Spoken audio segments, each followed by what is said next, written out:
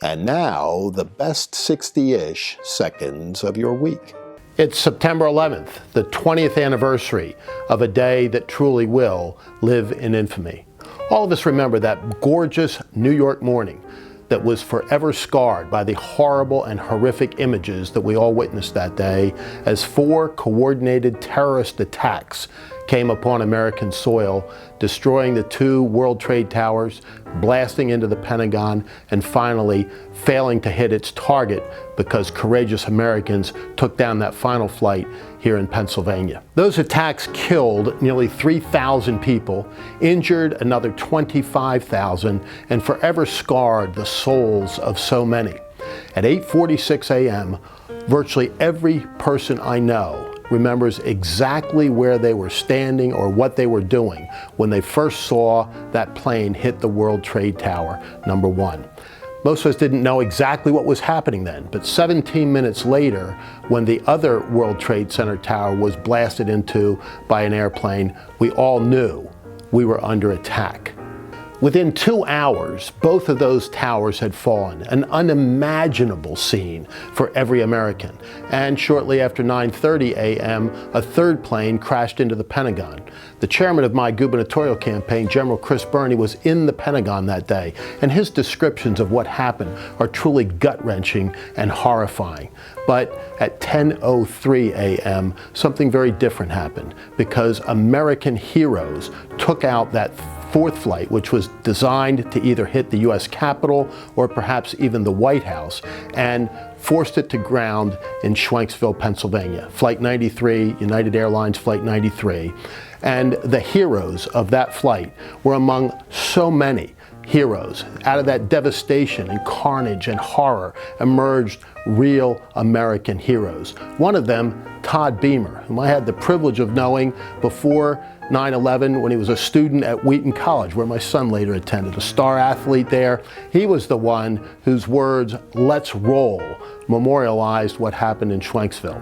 Todd Beamer's 14-minute conversation with an operator is perhaps the best recorded understanding of what happened on that flight. He concluded that call with asking the operator to do something for him, and she said, "What's that?" He said, "Will you pray with me?"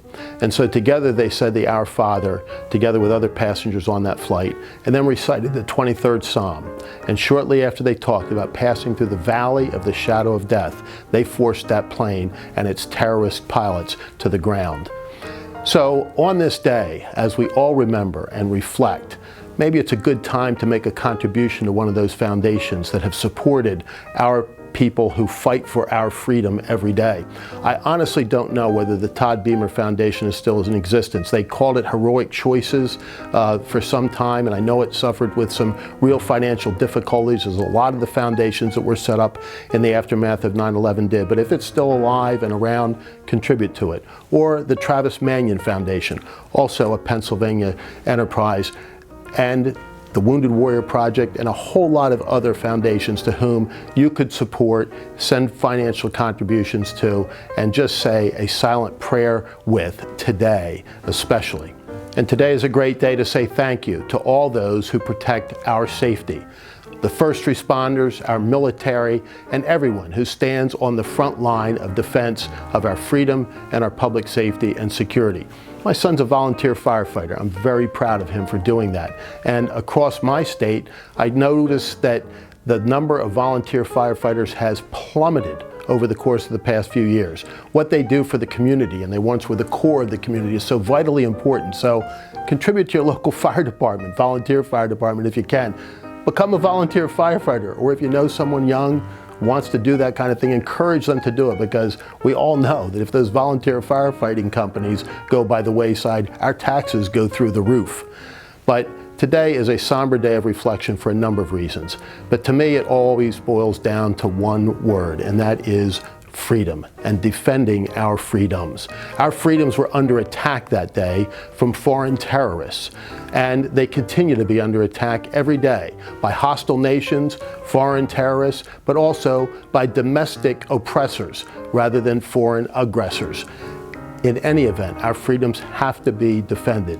We were told that eternal vigilance is the price of freedom, and that means every day fighting for freedom, whether it's against foreign hostile aggressors or domestic oppressors, raising up the flag of freedom. Because our freedoms, we are told in our Declaration, for the first time any humans ever said so, come not from some potentate on earth, but from God. Our Creator gave us certain inalienable rights, and that among these are life itself, liberty, freedom, and the pursuit of happiness. So freedom is truly at the core of the discussion. Let us all join in thanking those who fight with weapons for our freedom, but also making sure that our voices are constantly raised in defense of freedom. So today, as we reflect and remember, let us never forget, but also let us never fail to fight for freedom.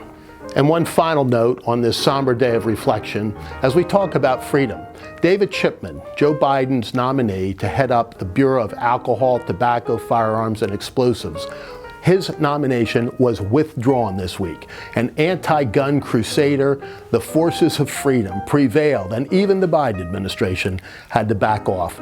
David Chipman's nomination fails. That is a victory for freedom. And with that, this is the best 60-ish seconds of your week.